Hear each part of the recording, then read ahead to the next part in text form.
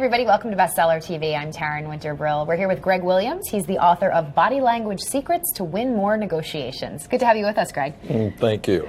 So who doesn't want to win more negotiations? Everybody should. Everybody should. So tell us how to do it. What are some of these body language secrets? But more specifically, what I want to know is, there's so many body language books on the market. How is yours different?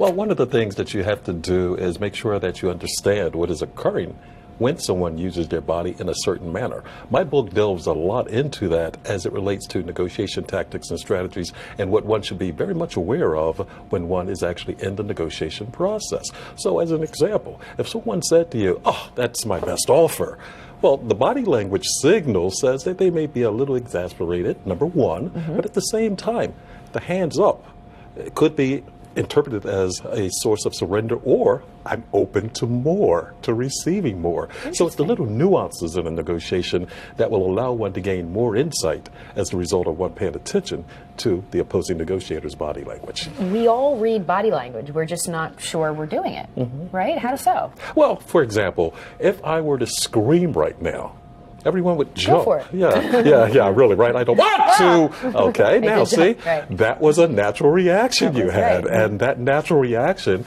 came about as a result of you, and we'll talk about microexpressions a little bit later on, not thinking about what am I going to do to react to that environment that he just created. You know you're in a safe environment, and even though you know you're in a safe environment, you reacted naturally, right. and it was something that I saw you do.